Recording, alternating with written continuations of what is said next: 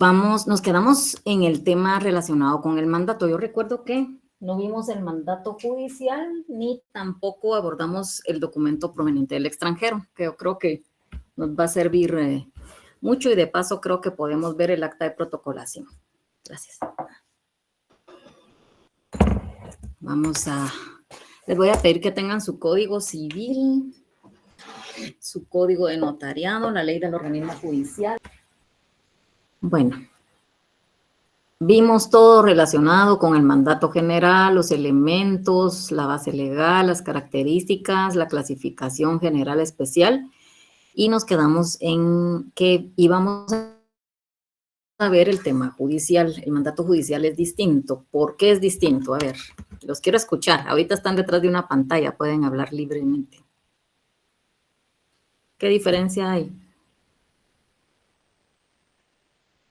Acá se les permite equivocarse. Lo que no se permite es que se queden callados. A ver, Gustavo. Muy buenas tardes, licenciada. El mandato judicial solo sirve para ser representado en los procesos judiciales, Ligda. Muy bien, ajá. Esa es una diferencia bastante grande. Además, también otra diferencia es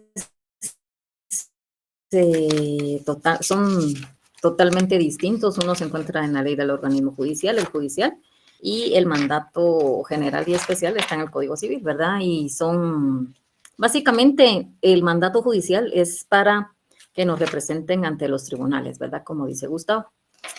Y pues se va a otorgar a los abogados y a los parientes dentro de los grados de ley en representación del cónyuge o conviviente en unión de hecho. A ver quién me colabora y lee el 188 de la ley del organismo judicial. A ver. Artículo 188. Mandatarios judiciales. Las personas hábiles para gestionar ante los tribunales, que por cualquier razón no quieran o no puedan hacerlo personalmente, o las personas jurídicas que no quieran concurrir por medio de sus presidentes, gerentes o directores, pueden comparecer por medio de mandatarios judiciales a cualquier acto siempre que tengan conocimiento de los hechos objeto del proceso.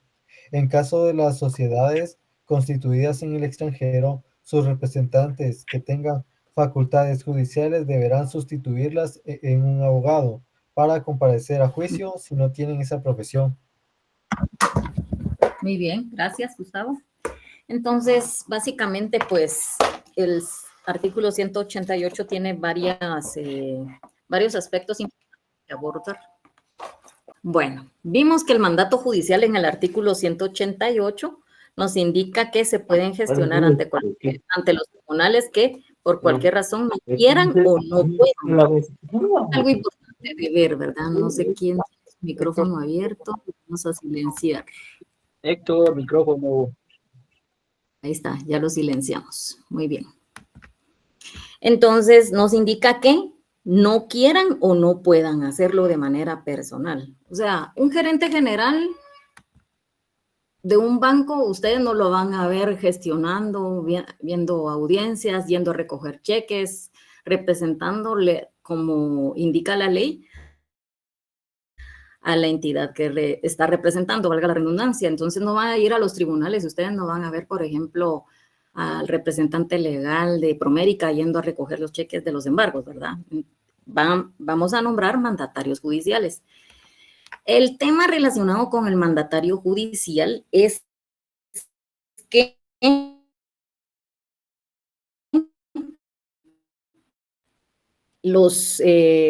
ellos nombran por abogados ciertos bufetes para que lo representen en ese tipo de gestiones ante los tribunales, ante las audiencias, por ejemplo, que se den laborales, ¿verdad? Cuando hay alguna situación donde alguien está requiriendo sus prestaciones, no va a ir el representante legal. Ustedes van a ver por lo general a mandatarios, ¿verdad? Judiciales. Igual, por ejemplo, hay algunas situaciones que quisiera profundizar en la siguiente clase. ¿Quiénes pueden representar a ciertas entidades? Y podríamos ver, por ejemplo, en órganos colegiados, cuál es la manera correcta, ¿verdad?, en las cuales ellos se pueden representar. Primero, ustedes deben de buscar en la ley qué entidades, si tienen personería jurídica, ¿verdad? Eso es lo primero que debemos de ver para que ellos puedan solicitar o puedan otorgar este tipo de mandatos. Hay instituciones que no tienen esta facultad. Entonces, lo vamos a abordar en un temita aparte, ¿verdad?, en relación a las representaciones. De momento, pues vemos el artículo 188, donde indica que si ellos no quieren ir o no pueden hacerlo, ¿verdad? Y pueden comparecer los mandatarios judiciales. En el caso de las sociedades conformadas en el extranjero, sus representantes que tengan facultades judiciales deberán sustituirlas en abogado para comparecer a juicio si no tienen esa profesión. El tema es que las entidades que están constituidas en el extranjero, sí o sí, deben de sustituirlas en un abogado. No podrían otorgarlas a un ingeniero, por decirles, a un arquitecto, pero ahí está la situación en la cual nosotros nos hacemos la interrogante. Ustedes tienen que ver a las personas jurídicas como personas individuales, en el aspecto que vamos a comparar algunos aspectos de la vida ordinaria de un ser humano con una institución. Por ejemplo, ¿cómo nacen, por ejemplo, las personas? ¿Cómo se identifican las personas cuando nacen? ¿Cuál es el documento correcto en el cual vamos a hacer constar el nacimiento de una persona? ¿Cuál es? Partida de nacimiento, Certificado de nacimiento, ahorita. Muy bien. ¿Y una persona jurídica? ¿Ustedes que ya vieron derecho mercantil? Por medio de la representación. Un poquito más para atrás.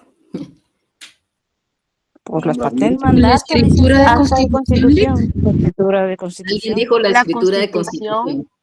Ajá. La escritura de constitución. Esa es su partida de nacimiento. Ya la inscripción y los actos posteriores, pues, ya, digamos, solo van a patentizar que ya existe una constitución de una sociedad, ¿verdad? Esa es su partida de nacimiento. Igual, las personas, pues, se van desarrollando, pueden irse reproduciendo, por ejemplo, en las sociedades podrían ser absorbidas por otra sociedad, ¿verdad? Ustedes tienen así como que, tal vez ustedes son muy jóvenes, pero existía un banco que se llamaba Banco 1, pero anteriormente se llamaba, creo que Centro Único de Crédito, después Banco 1 y después Citibank de Guatemala. Ahora Promérica compró la cartera de algunos de estos, ¿verdad? Digamos que ahí ellos van absorbiendo o van comprando la cartera o van, más que todo son absorciones de sociedades, ¿verdad? O fusiones de sociedades también se dan. Y les voy a traer unos ejemplos en la siguiente clase, porque créanme que hoy me tocó juramentación, entonces ya no pude ver algunos temas, pero sí les voy a proyectar algunos que logré tener ahí y me gustaría que los vieran para tener un poquito más amplio, un amplio aspecto, que digamos, una amplia percepción de lo que estoy platicándoles. Si ustedes ven en el artículo 189, a ver quién me colabora y lo lee, de la ley del organismo judicial. Artículo 189. Forma de los mandatos. El mandato debe conferirse en escritura pública para los asuntos que se ventilen en la forma escrita, y su testimonio deberá registrarse en el Archivo General de Protocolos de la Presidencia del organismo judicial y en los requisitos que proceda conforme a la ley. Gracias. En los registros que proceda conforme a la ley. Aquí nos indica qué otros registros podría ser. Si se trata de una persona jurídica que tiene relación con el comercio, ¿dónde tendrían, qué otro registro sería? El registro mercantil. Registro mercantil. Registro mercantil. Ajá, el registro mercantil. Entonces, a esos otros registros se refiere el artículo 189. Entonces, ya sabemos que lo vamos a realizar en escritura pública. Además que recordemos que este es un contrato, ¿qué? Solemne. Solemne, Ligda. Solemne, ¿verdad? Sí o sí tiene que realizarse en escritura pública. ¿A excepción de qué? ¿Cuándo no va en escritura pública? Cuando se autoriza en el extranjero, licenciado. Muy bien, así se contesta. Entonces, cuando lo vamos a autorizar en el extranjero, ya sabemos que no va a ir en escritura pública. Sería lo único, la única manera, y nosotros acá lo vamos a insertar jurídica y físicamente en un acta de ¿qué? De protocolación. Ajá, muy bien. Entonces, esa es la manera en que nosotros tenemos que proceder en este tipo de mandatos. Bueno, miren, en el extranjero se dan varios aspectos. Hoy les platicaba a los notarios que recién se juramentaron que debemos de tener 4 aspectos importantes cuando nosotros vamos a ejercer en el extranjero, que uno es que debemos de estar colegiados activos, no debemos de tener impedimentos. Si nosotros salimos en la lista, en las publicaciones que sacan cada trimestre, yo no puedo comprar especies fiscales, no puedo cartular, ningún registro me va, no puedo ingresar ninguna escritura a ningún registro, entre otras consecuencias. Y también debemos de dar el aviso de que vamos a salir del país, ¿verdad? Tenemos que dar este aviso. Y porque nosotros en el registro de notarios, que es su expediente electrónico, vamos a insertar este aviso y dice, por ejemplo, Freddy Z se fue al extranjero del 4 de agosto al 15 de agosto, entonces nosotros, y lo firma el depositario también. Entonces nosotros sabemos, buscamos cuando ingresa un documento proveniente del extranjero, revisamos en el sistema y vemos, bueno, Freddy sí se fue del 4 al 18, al 14, ¿verdad? Al extranjero, y la escritura tiene fecha 10 de agosto, ¿verdad? Entonces están dentro del rango y entonces ya procede a la inscripción, ¿verdad? Si reúne todos los requisitos, pero si vemos que no tiene su aviso, nosotros vamos a suspender y que no presentó el aviso correspondiente. Entonces sí debemos de tomar en cuenta esto. Esto digamos que lo podríamos subsanar nosotros, ustedes como notario lo van a poder subsanar presentando su aviso, aunque sea de manera posterior, pero va a quedar la presentación con la fecha en la cual ustedes lo presentan, ¿verdad? No puede ser atrás. Y pues también vamos a verificar que no tenga impedimento. Si tiene impedimento, definitivamente eso no lo podemos subsanar porque no podía cartular.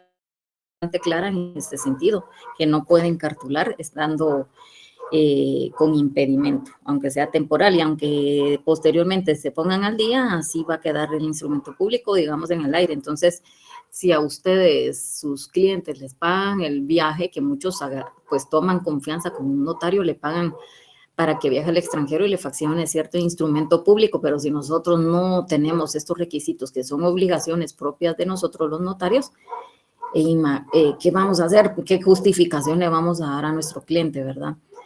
Eso sí es de evaluarlo, así que les sugiero que veamos todos estos aspectos importantes para no tener inconvenientes con ellos.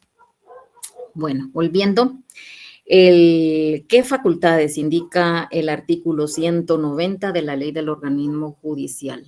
A ver, ¿quién me colabora? Yolita, Gracias. artículo 190. Facultades. Los mandatarios judiciales, por el solo hecho de su nombramiento, tendrán las facultades suficientes para realizar toda clase de actos procesales. Necesitan facultades especialmente conferidas para prestar confesión y declaración de parte. B. Reconocer y desconocer parientes. C. Reconocer firmas. D. Someter los asuntos a la decisión de árbitros, nombrarlos o proponerlos. E. Denunciar delitos y acusar criminalmente. F. Iniciar o aceptar la separación o el divorcio para asistir a las juntas de reconciliación y resolver lo más favorable a su poderante y para intervenir en juicio de nulidad de matrimonio. G. Prorrogar competencia. H. Allanarse y desistir del juicio de los concursos, recursos, incidentes, excepciones y de las recusaciones, así como para renunciarlos, y celebrar transacciones y convenios con relación al litigio. J, condonar obligaciones y conceder esperas y quitas. K, solicitar o aceptar adjudicaciones de bienes en pago. L, otorgar perdón en los delitos privados. M, aprobar liquidaciones y cuentas. N, sustituir el mandato total o parcialmente, reservándose o no su ejercicio, y otorgar los mandatos especiales para los que estuviere facultado. Y N, los demás casos establecidos en las demás leyes. Muchas gracias, Sharon. Como podemos apreciar en el artículo 190, nos indica cuáles son las facultades judiciales. Estas facultades, aquí hay una frasecita que confunde en el ejercicio a los notarios. Por ejemplo, indica, necesitan facultades especialmente conferidas para, pero todas estas facultades que nos acaba de leer Sharon, de la A a la ñ, son facultades propiamente de los judiciales, no son especiales. Entonces, si nosotros el mandante va a otorgar estas facultades nada más, lo vamos a denominar mandato judicial, no mandato especial judicial. A menos que el cliente nos requiera, por ejemplo, que adicional vaya al Ministerio de Trabajo, vaya a instituciones públicas o privadas, vaya a gestionar a migración. Si ya le adiciona cualquier facultad fuera de estas que nos acaba de leer Sharon, ya lo vamos a poder denominar especial judicial. Pero sí se va a suspender porque colocamos facultades especialmente conferidas, ya solo por esto, especial judicial, estamos equivocados. Todo lo que nos indica este artículo son facultades judiciales, nada más. Otra situación que causa confusión en el ejercicio es la literal N. ¿Por qué? Porque algunos dentro del mandato, dentro de la narrativa del mandato, colocan, no va a poder sustituirse en tercero, no va a poder sustituirse el mandato, pero nos contradecimos si nosotros indicamos todas las facultades que están determinadas en el artículo 190. Entonces, si ustedes ven, nos contradecimos. ¿Tiene o no la facultad de sustituir el mandato de manera total o parcial? ¿Qué es lo que platicábamos?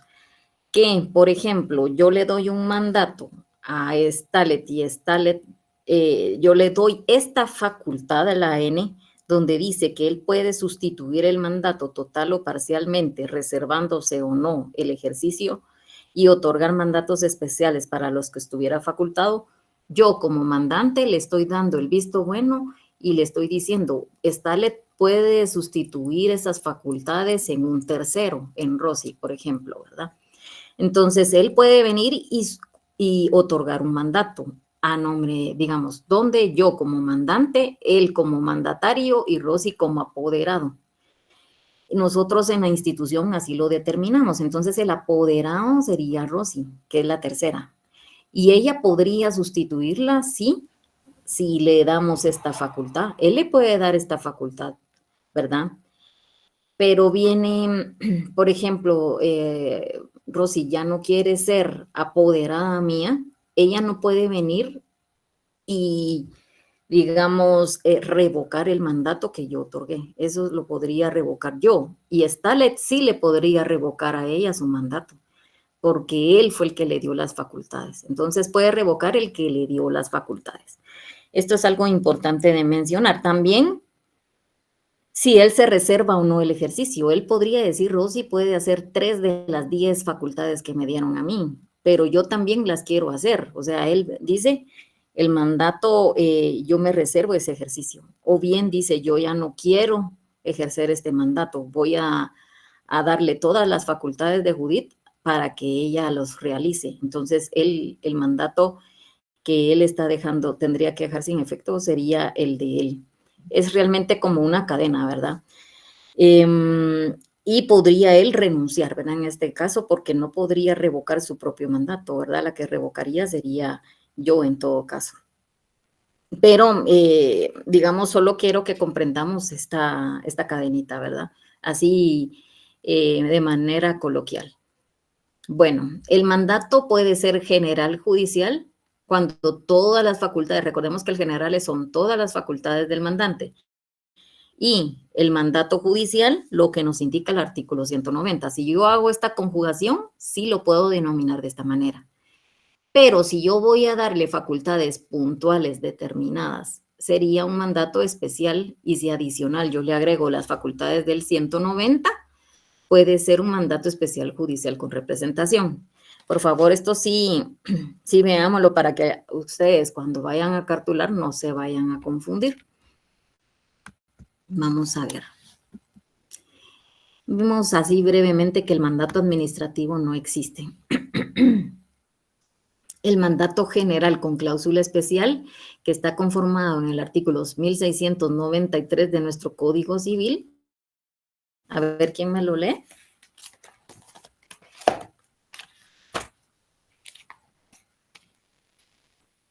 El 1693.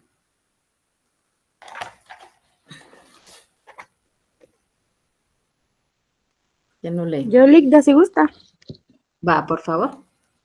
El Poder General necesita cláusula especial para enajenar, hipotecar, afianzar, transigir, gravar o disponer de cualquier otro modo la propiedad del mandante y para todos los demás actos en que la ley lo requiera.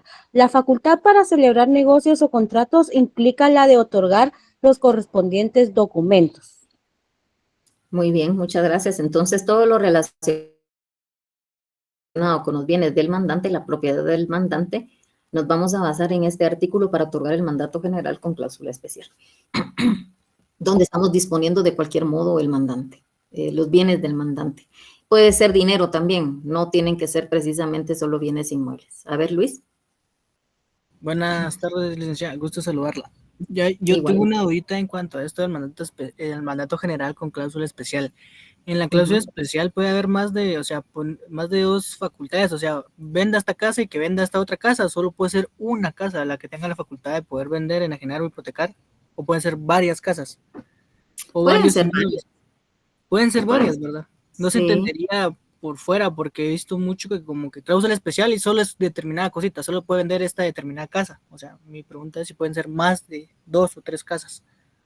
Sí, de hecho, yo estimo de que sí podría ser varios bienes porque solo indica la ley que es disponer de cualquier manera los bienes del mandante, ¿verdad? O sea, realmente es lo que necesita y adicional que es un poder general. Si solo es para vender un bien, estimaría que podría, que se puede otorgar un mandato especial, porque si solamente es esa la facultad. Algunos indican si es para donar, existe diferencia. Por ejemplo, vamos a ver, que este sería, algunos saben que se equivocan un montón porque otorgan un mandato distinto cuando se trata de donar, y la donación sí indica que debe de realizarse y además tiene requisitos que se deben de cumplir para poderse llevar a cabo esta donación. Ah, ¿y saben qué? Ahorita me recordé que teníamos una tarea pendiente. Bueno, de hecho eran dos, pero se me olvidó una. A ver, ¿quién me dice que la leyó? No me van a decepcionar, denme una esperanza de vida. A ver si se recuerdan. Les coloqué el ejemplo de un mandante que otorgó dos mandatos, uno a la esposa y otro a la prima, y que tenían las mismas facultades, solo había una diferencia en una, que era la de la prima. Y una compañerita dijo, pero no podría darse el caso de que deje sin efecto ese mandato, porque el posterior, así como el testamento, ¿verdad? Que automáticamente podría dejar sin efecto el testamento anterior, pero en este caso se podría dar en el mandato. A ver. ¿No hicieron su tarea? ¿No se recuerdan? Les voy a dar una pista. Según recuerdo, licenciada, era quién ponía fin al mandato. Ajá, yo les dije, hay un artículo que señala cuál sería una situación en un caso similar, que es el 1720. Va, ya les di la respuesta. ¿Quién me lo Gracias, lee? licenciada. Léame el 1720, porfa, el Código Civil. Ahorita le doy lectura, licenciada.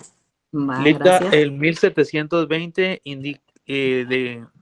establece que el nombramiento de nuevo mandatario para que se encargue del mismo o de los mismos asuntos o negocios sin expresar que queda vigente el mandato anterior equivale a la revocación de este.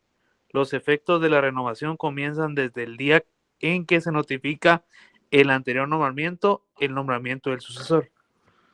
Sí, muchas gracias.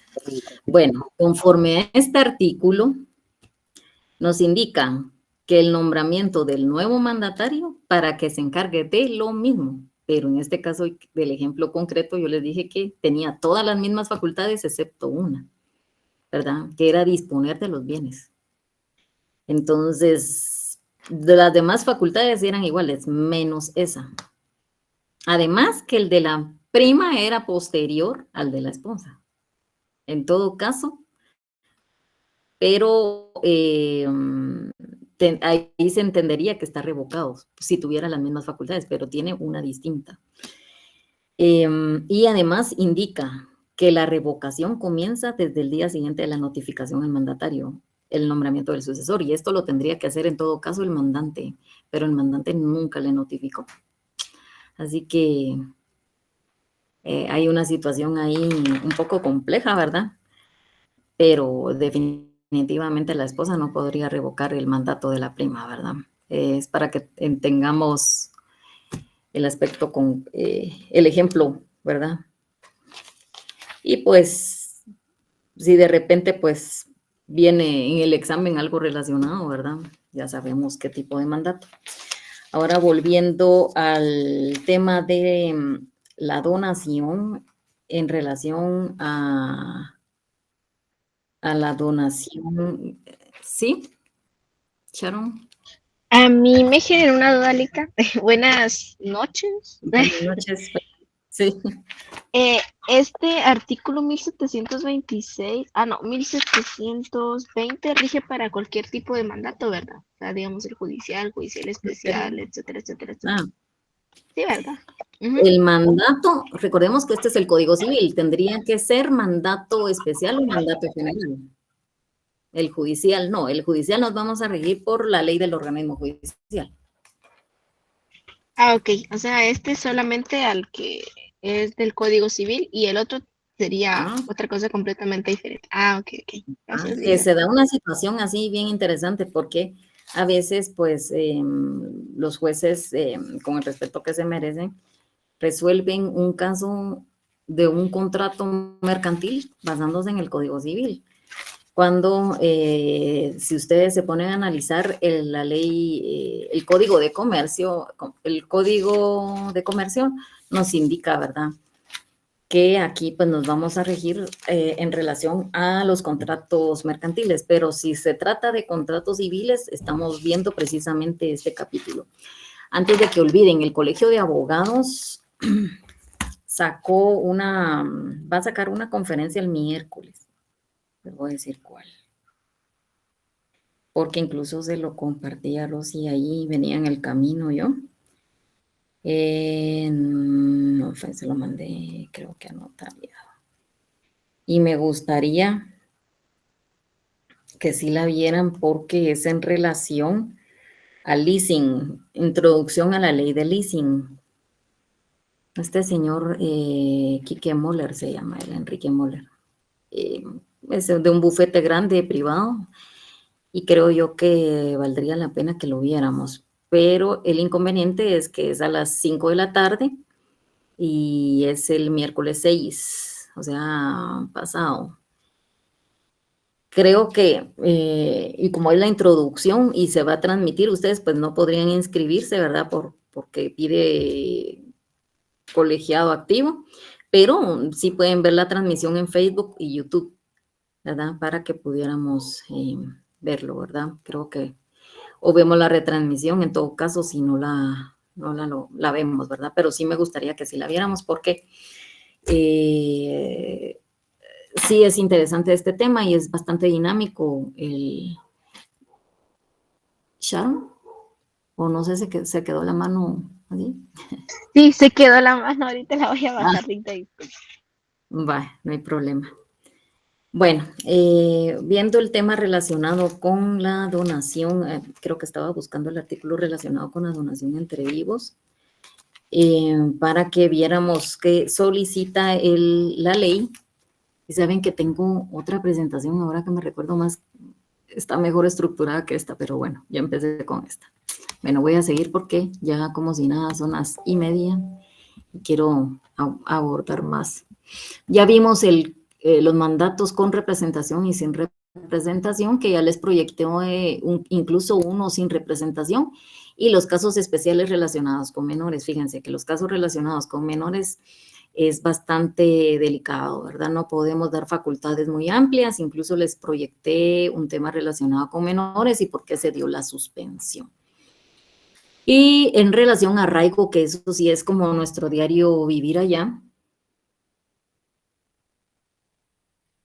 el arraigo, pues debe de existir la aceptación. No es al momento de ejercerse, sino que esta aceptación, si se va a ejercer de manera gratuita, debe ser aceptada por el mandatario, ¿verdad? Que lo está aceptando ejercerlo de manera gratuita.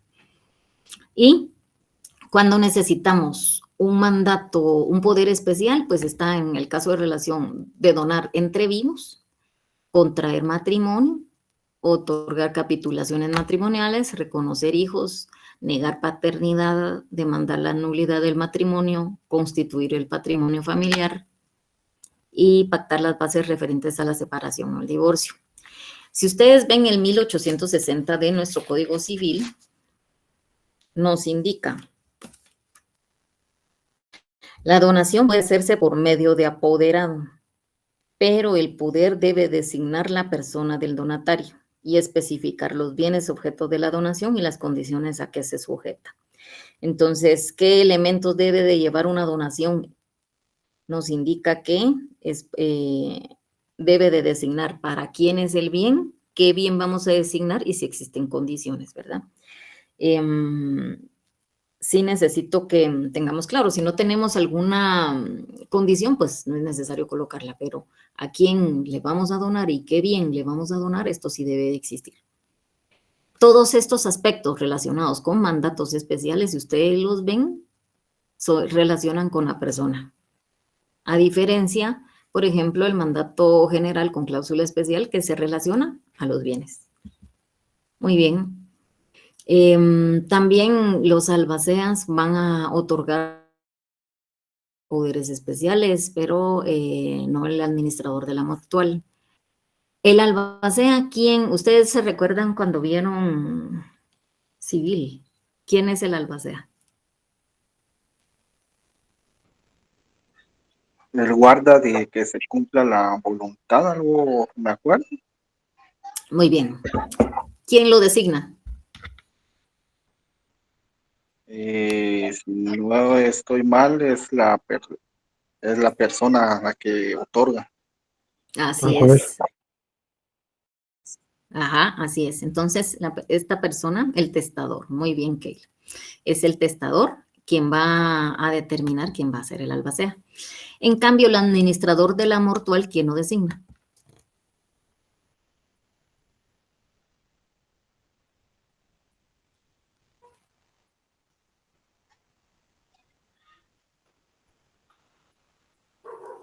Bueno, se los voy a dejar de tarea para que investiguen. Miren que esas preguntas que les voy haciendo en el camino pueden venir en el examen, así que búsquenlas, ¿verdad? Sí es importante, ustedes lo tienen que analizar. Yo lo que quiero es que ustedes analicen lo que les estamos colocando para que en el futuro no se les complique, ¿verdad? Y acá pues ya hacen temas relacionados con propiedad intelectual y yo creo que solamente pues hago resaltar acá que el titular extranjero de un derecho de propiedad industrial debe otorgar poder a un abogado domiciliado en Guatemala, conforme al artículo 7, ¿verdad?, de la Ley de Propiedad Industrial. Este es importante, porque realmente no puede designar, no puede otorgarle poder a otro profesional. Tiene que ser a un notario, a un abogado, perdón, guatemalteco, para que pues tengamos, eso es parte del trabajo que tenemos nosotros como pues notarios, ¿verdad? Y más que todos los notarios que están en el ejercicio, ¿verdad?, de la profesión. Vamos a ver las prohibiciones que ya vimos en relación a los menores y el consentimiento expreso de la mujer, que no pueden ejercer mandato el fallido porque obviamente no está habilitado, y pues ni tampoco los parientes, vamos a ver, sin la autorización previa escrita del mandante no puede el mandatario usar ni adquirir para sí mismo, ¿verdad?, ni para sus parientes las sumas o bienes que haya recibido por su cuenta bajo pena de nulidad, ¿verdad?, el pago de daños y perjuicios que sobrevengan del mandante. Y estos pues son algunos aspectos que nos interesan. Vimos acerca de la terminación. Lo que no les di fue la cancelación de un mandato. Va a cancelarse cuando ya finalizó su periodo, digamos, ya existió una terminación, y pues lo puede solicitar mediante memorial con una firma legalizada, ¿verdad? Ha habido algunos aspectos que las personas jurídicas o las personas individuales no se percatan del término del plazo en el cual están otorgando el mandato. Por ejemplo, no podemos hacer una renovación de mandato, por así decirlo, ¿verdad?, de un mandato que ya finalizó, concluyó su periodo, tenemos que otorgar un nuevo mandato. Casos recientes, ¿qué es lo que no tienen que suceder? Por ejemplo, son los poderes especiales con facultades amplias, que yo les indicaba, si vamos a otorgar, ¿sí?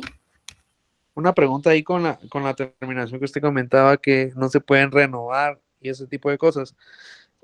Yo he visto que el registro mercantil muchas veces, aunque se otorgue indefinido, ellos lo hacen por 10 años.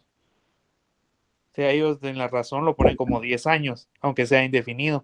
Entonces, en este caso, hay que cancelarlo y volver a nombrarlo, ¿verdad? Sí, lo que sucede es que recordemos que la ley señala, vamos a ver,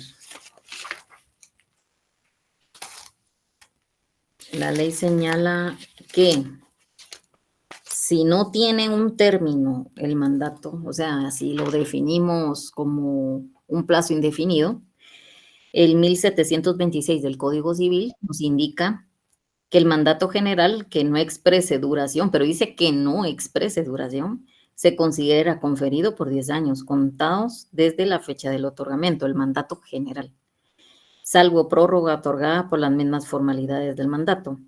Y las acciones derivadas, bueno, y el 1727 nos indica que las acciones derivadas del mandato que no tenga término especial de prescripción duran un año contado de la fecha en la que terminó el mandato, ¿verdad?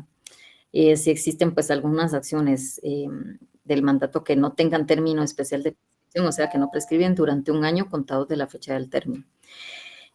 Supongo que con base a este artículo es que en el registro mercantil lo determinan. Sin embargo, ¿quién debe determinar el plazo? Es el mandante, ¿verdad?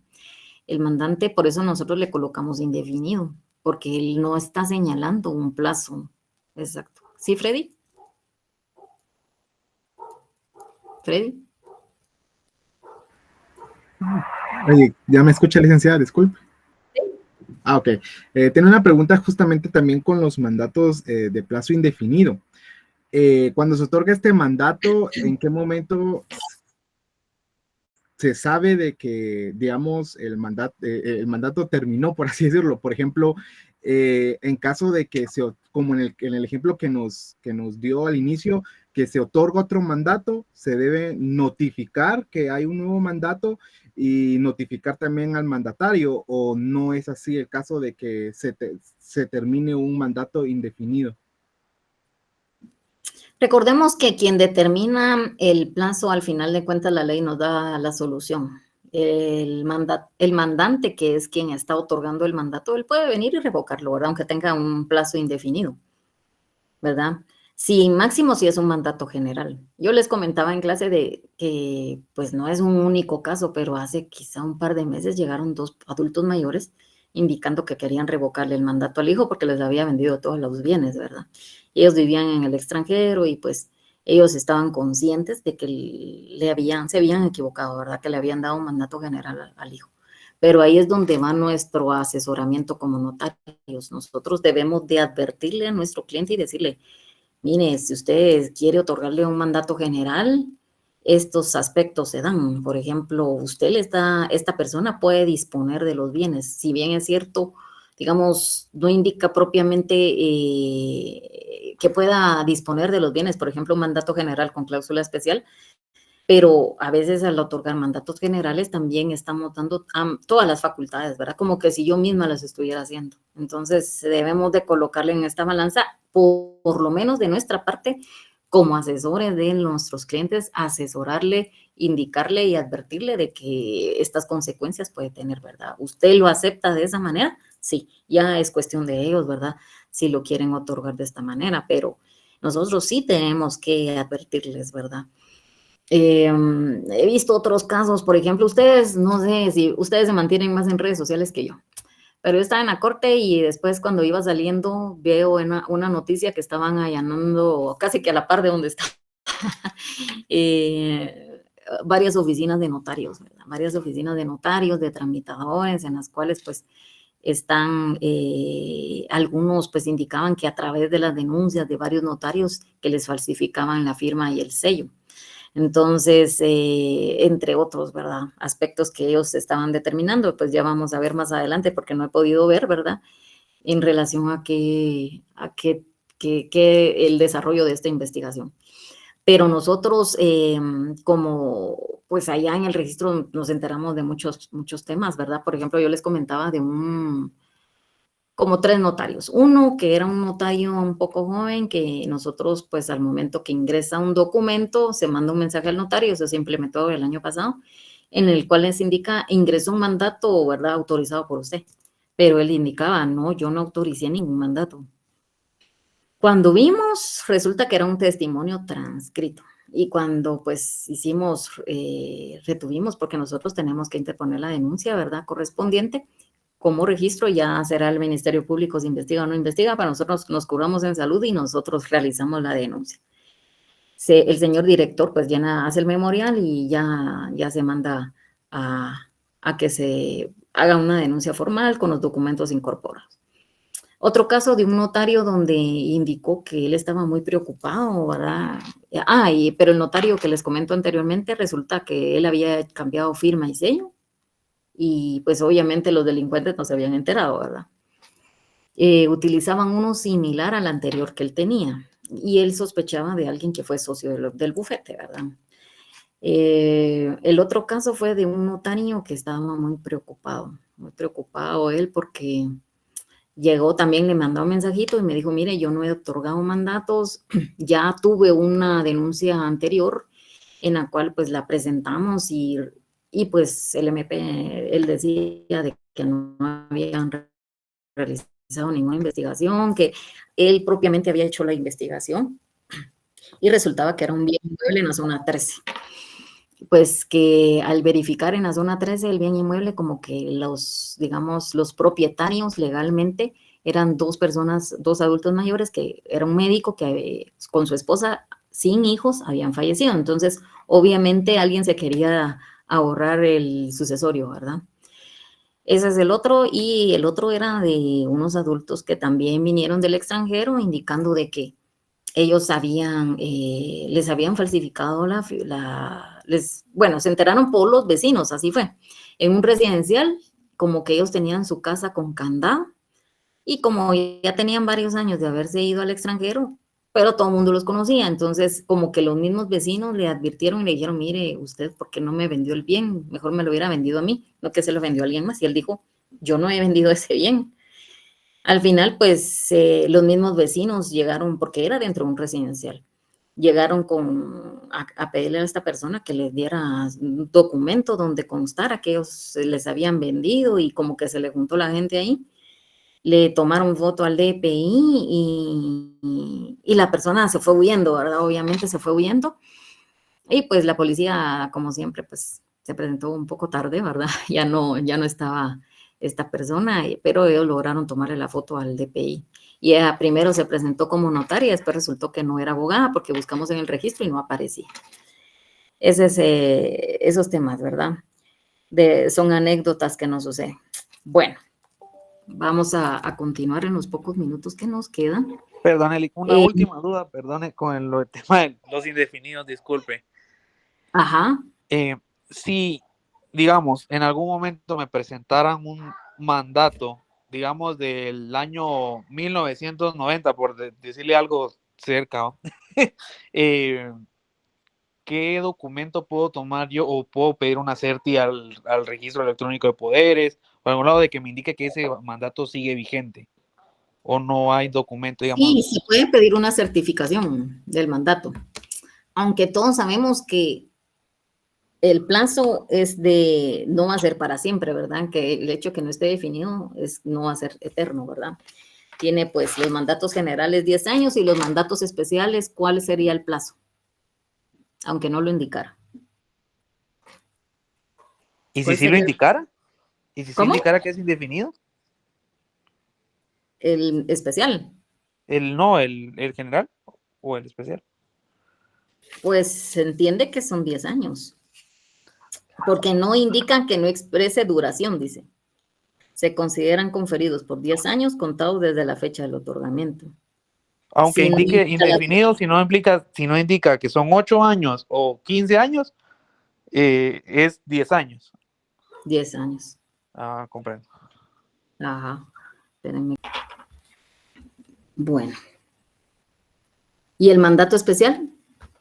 Ya no me contestaron.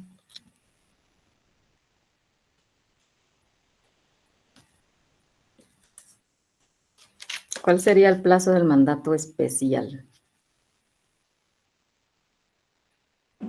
Yo pienso que sería cuando termine su función o para lo que fue destinado.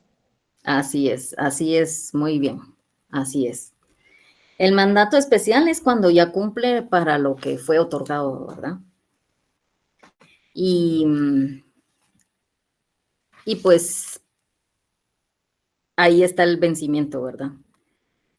También, de hecho, puede subsistir mientras no cumplamos con todo lo que nos ordenó el mandante, ¿verdad?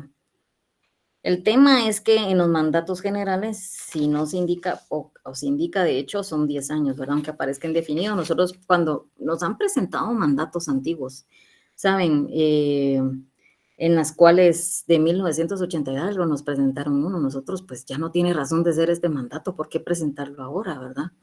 Pues resulta de que hay cuestiones pendientes que cumplir, pero nosotros ya un mandato de esa fecha, pues sí, realmente no los inscribimos porque no tiene sentido si ya pasaron más de 10 años, ¿verdad? En todo caso, para que se le dé cumplimiento a lo que se ordenó.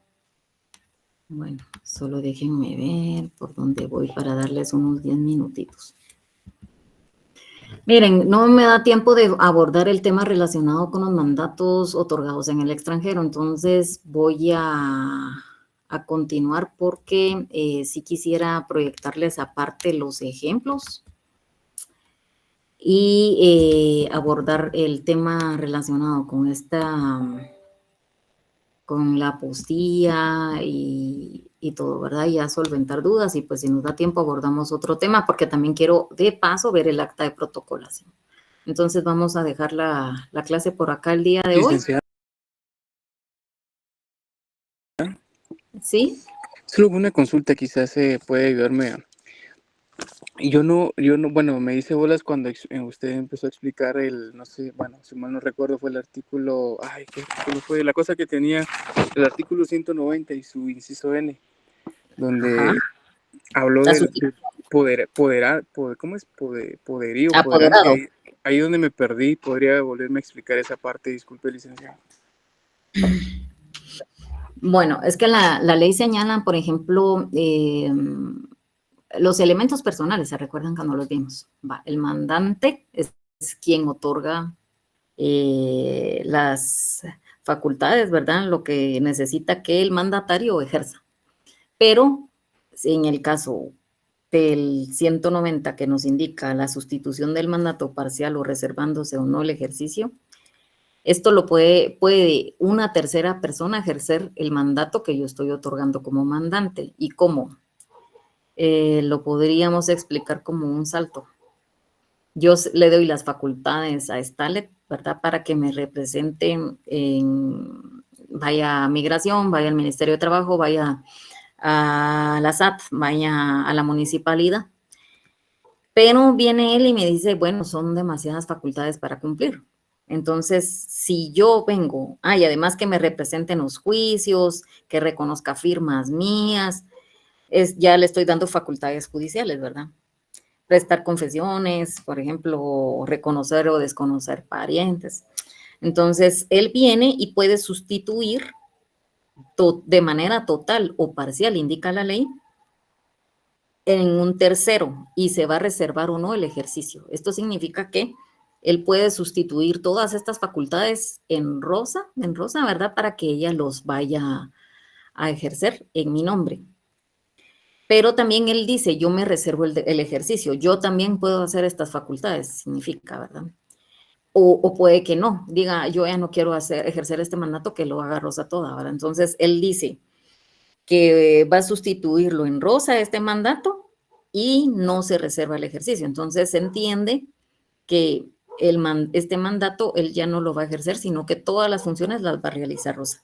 Pero se da el caso de que, por ejemplo, el mandante, yo puedo confiar en Stalet, por ejemplo, pero a Rosa apenas si la conozco, ¿verdad? Yo a ella no mucho confío. Entonces, puedo venir yo y revocar el mandato, pero si yo, Judith, revoca el mandato de Stalet, automáticamente va a quedar revocado también el mandato de Rosa.